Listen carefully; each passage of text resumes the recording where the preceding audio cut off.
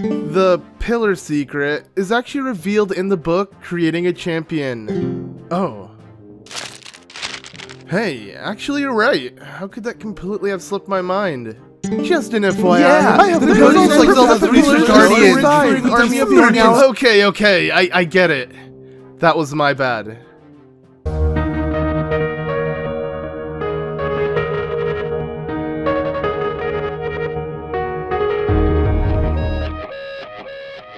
But anyways, hey guys, I'm ZeldaMaster, and in this video I want to kind of follow up my last video, correct the things I've said wrong, as well as add to it. Because yes, as you guys have clearly mentioned, that the Creating a Champion book, and in Zelda's research notes, it goes over the 5, not 4 giant columns. I don't know how I mistook them for 4. I guess I just thought 1 on each side, but it's ridiculous because I played Breath of the Wild for over thousands of hours, and that completely slipped my mind. But I'll be honest, I'm a bit rusty at The Legend of Zelda. If you couldn't tell from the lack of videos, I'll be real, I kind of had like a lack of inspiration to really play the game or make videos, but Hyrule Warriors, Age of Calamity brought that all back. You know, we're done with that. There's no more, you know, uninspired ZeldaMaster. Right now, I'm fully charged up and I'm ready. That's the point. So I want to make a lot of videos until the release of this game, as well as make other sort of Zelda videos, because, you know, I'm just overall juiced up on the Zelda hype, and I want to keep it going. But okay, yes, I do want to go over the mistakes I've made, and also kind of get into more things, because the comments from the last video just made me dig up my holy book, the Creating a Champion book. It's been so long, I had to, like, you know, remove the dust on it. I actually own like 3 or 4 versions, because there's multiple special editions. So I have like a blue cover, a black cover, a white cover, and then I have the Japanese version. So yeah, I have quite a bit of holy books, and they've all been neglected. So I've opened up the Creating a Champion book, and I went straight for the pages you guys described, talking about the 5 giant columns, and I was shocked to see how much depth they really put into it, and it gave me another idea, which is pretty much for this video, and that is going over all the things they went over during the Great Calamity Downfall, because I've mentioned this in the previous videos with the cannons. We can already assume that the battle of the Akkala Citadel is going to happen in Hyrule Warriors Age of Calamity, but we can also assume the other battle that took place in Fort Hateno. And while looking through the downfall of the Great Calamity, which is really well documented in the Creating a Champion book, it just gave me a bunch of concepts of, you know, how we're just gonna pretty much play out this game, and I kind of want to talk about it with you guys, and kind of go over the downfall for those who don't own the book, or just kind of want to touch up on it. I mean, I'll be honest, all of this is explained pretty thoroughly in the cutscenes in Breath of the Wild, but you only get glimpses of it, but you can really, you know, put the pieces together. It's not that insane, but I kind of want to go over it just because, yeah, the images found in here, how it shows you like the map and the routes they took, is so cool. I'm surprised Nintendo put this much detail, and it really makes me want to kind of look through the Creating a Champion book in more depth. So if there's any Creating a Champion topic you want me to look into that you can find in the book that has details outside of Breath of the Wild's game, definitely let me know and I'll make a future video. But okay, anyways, let's go ahead and get into it. So yes, the columns are 5, and they were actually deployed by the Sheikah at first, and Calamity Ganon immediately took control of it and used the Guardians to, you know, be on his side, and that immediately destroyed all of Hyrule as a result, because that was an insane amount of Guardians, and the fact that Ganon was able to take control of them immediately this time around gave him such a huge advantage. So what we got from this is pretty much the second Ganon took control of those Guardians, all of Hyrule Castle Town and the villages and settlements next to it were completely obliterated. They stood no chance. And we see that somewhat in a cutscene when you see Calamity Ganon emerge in one of the final memory scenes in Breath of the Wild, where Revali flies up and checks up on him. And that's the moment where Daruk comes up with the plan of having all the 4 champions split up, make their way to their Divine Beasts to pilot, and then he pretty much tells Link to head with Zelda to Hyrule Castle to face Ganon head on. So they do that, and in the Training a Champion book, it even shows you the routes they take, pretty standard routes. They just kind of head straight to their destinations. Revali flies over everything. I love how it shows you that he's taking no routes, no squiggles in his line. It's just straight to Divine Beast Meadow. But sadly, that was their last journey because they were heading straight to their demise.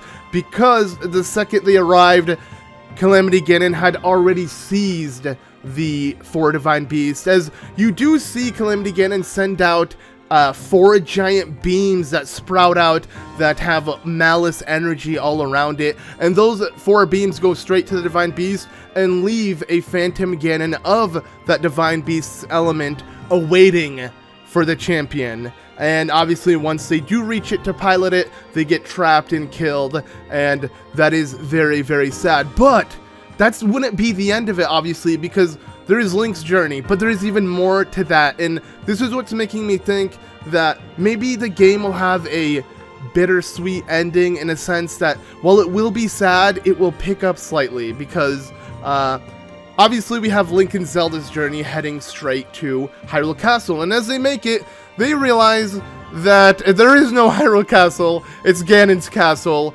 and it's completely destroyed. So you see their retreating path, and Link and Zelda, highlighted in the orange, are pretty much making their way back to Kakariko Village as they're trying to bring the princess to Kakariko, keep her safe with the Sheikah and everything, and they have to pretty much trek their way back through all of the hazardous areas that the Guardians have inflicted so quickly as they're just advancing out of Hyrule Castle and destroying everything in front of them, which is real tragic to think about. That, like, small, you know, time where Link and Zelda are running, we do see a cutscene of that, and being able to play probably a mission where you escort Zelda through the, you know, complete war and just where everything's being destroyed sounds so sad, but also sounds so epic. Like, I would love to actually experience it firsthand outside of a cutscene. But if that was a mission, that'd be amazing. Like, after the Guardians fail, it's up to you just to survive. Like, just escape Hyrule. You can't do anything. So, as Link and Zelda do make their way to Kakariko, the remaining surviving soldiers attempt to make their way to the Akkala Citadel, and that is where the 2 different battles take place. So I've mentioned in the last video the Akkala Citadel and how there was a battle during the Great Calamity there, but there was also a battle with Link and Zelda as they were making their way to Kakariko, it being the Battle of Fort Hateno. And I'm going to get a little into detail on both of them. So to go over the soldiers stood no chance. Whatever surviving soldiers tried to escape, and you can see it in the green pathway, they failed. They failed big time, and the Akkala Citadel is meant to be a fortress of, you know, great defense. It's impenetrable. It's pretty much supposed to be, you know, one of Hyrule's best defenses. It even is lined up to where they have really good, vision on what's like enemy is trying to seize the Citadel, to where they have those cannons, and those cannons are said to be exclusive to Akkala, because the design and everything about it is known to be in Akkala. We don't really know how strong they are, but apparently they were really strong, and they were a great defense for Akkala. But obviously the Guardians, being these Sheikah tech,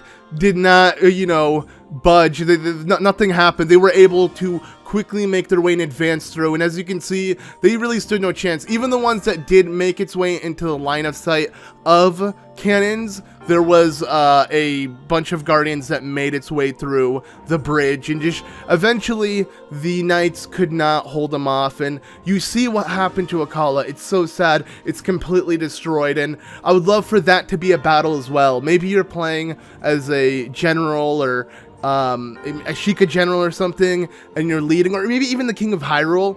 But I don't think the King of Hyrule even made it out of Hyrule Castle. He probably died on spot. But regardless, just being able to do a mission to where you're trying to escape and fail sounds crazy. But okay, so that's obviously tragic for the soldiers. But then let's move to Link and Zelda. So Link and Zelda only reach the Ash Swamp, which essentially is at the beginning of Hateno, right past the Dueling Peaks. And that's obviously where we see the result of the battle 100 years later, where you can see all those guardians destroyed. We can presume Link took on a lot of them before he was pretty much fatally wounded and couldn't fight anymore. But what we do know is, obviously with it being Fort Hateno, when the guardians were first advancing, the fort's defense was pretty much just to shoot them down with arrows and try to slow the guardians down. Obviously, again, the guardians being almost indestructible made their way past and just climbed up the fort. So the fort really stood no chance against the guardians, and that's obviously where the final battle for Link and Zelda take place, and Link falls in that moment. But what's really cool to think about is, well, you think that's it, that's the end of the game, Zelda's gonna send Link to the Slumber of Restoration, and she's gonna go hold off Ganon. Not really, because there would be like one last mission after that, and that is when Zelda gets her power of awakening, and she stops the Guardian about to kill Link. She finally awakens with her power, and now she has a journey ahead of her, which also involves a couple routes. First, she has to send the Sheikah, she has to deploy a couple Sheikah to go take Link to the Shrine of Resurrection. And then she has a journey on her own, where she first makes her way to Kakariko Village and lets Impa know about a certain message, just a message we receive from Impa when, Link sees her 100 years after. So Impa makes sure to hold on to that message for 100 years straight. And then she goes all the way to the Lost Woods, where she finds Korok Forest and meets the Great Deku Tree and entrusts the Master Sword with him. That could also be a quest. Imagine playing as overpowered Zelda, just destroying guardians as you make your way through this fiery trek, trying just to find the Lost Woods and eventually placing the Master Sword there. And then after that, she has one last stop, and that is Hyrule Castle, where she has to restrain Ganon for 100 years. So yeah, Zelda had quite a day that day. Not only did she lose her kingdom, all of her friends died, she also had to pretty much trek all around Hyrule to then be in limbo for pretty much 100 years, awaiting for Link to come and help her. But yeah, Zelda has a long journey even after Hyrule fills, and I can see that being a final mission. Imagine, yeah, you send Link off, you no longer have Link, but now you're trying to restore the Master Sword and make your way to Ganon. That would be a great final mission, and it would still give you hope for what's to come, because then Breath of the Wild, you'll play it, and you can then save Zelda.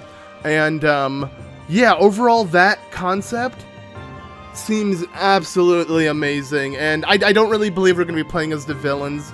I said that in the last video, but really thinking about it and reading through some of your comments, what kind of villains can they add outside of like Master Koga who can speak, So it's mainly going to be Lionels and Bakublins and Macablins, or Macablins is what I meant to say, and Moblins and whatever else. All of those enemies is what we're really going to fight. Hinoxes, just enemies who don't really speak much, but I have a strong feeling that, yeah, we're not really going to play on Calamity again inside, and it will just be trying to prepare the events of Breath of the Wild, so it won't seem as tragic. But either way, the few missions that have the champions die and Link and Zelda attempting to escape Hyrule Castle, that just sounds so intense, and I cannot wait. So yeah, I just thought I'd make this video to recap everything, because I was looking through the book and I was absolutely amazed with the amount of detail. It's actually so impressive how much detail Nintendo put into this game's history that I'm glad we're getting a full game out of it, because I wouldn't want just to read these through books. I'm glad we're going to be able to experience them. So yeah, the fact that Breath of the Wild is a trilogy, we get the prequel, we get the sequel, and the main game is absolutely amazing. I love what Nintendo is doing with Zelda as a series just because of Breath of the Wild. It seems like a series on its own outside of the Zelda series. You know, it's very unique in its own way, and the fact that its games are gonna completely connect together in a story to where, you know, it's not even like 100 years or in an alternate dimension. It's literally in the same Hyrule, same characters, same everything. To me is amazing, because Zelda has never really had that. The only game that is similar to that, you could say, is Phantom Hourglass, being the sequel to Wind Waker. Those seem somewhat direct, but again, Link ends up in an alternate world, because people might say, oh, look at Majora's Mask, to Ocarina of Time. Again, Link ends up in an alternate world, and all the characters you see aren't the same. But Breath of the Wild, it's like same world, at least same Link and Zelda and Impa and whatnot, and yeah, same everything. So I love how Nintendo's just staying true to the story and really expanding on it. And yeah, let me know what you guys think. But anyways, again, I just want to make up this follow-up video to correct myself and to explain the story behind this Great Calamity Downfall that we're gonna most likely be experiencing in Hyrule Warriors Age of Calamity. So let me know what you guys think and what you'd be most excited for with this upcoming game. I'd love to read the comments. I apologize for the lack of videos, but again, as mentioned, I am beyond excited for what's to come, so do expect a lot more videos in the future. But anyways, thank you all so much for watching. Again, be sure to leave a like if you are hyped. Let me know what you think in the comments. As always, I've been ZeldaMaster, and I'll see you all in the next one. Bye!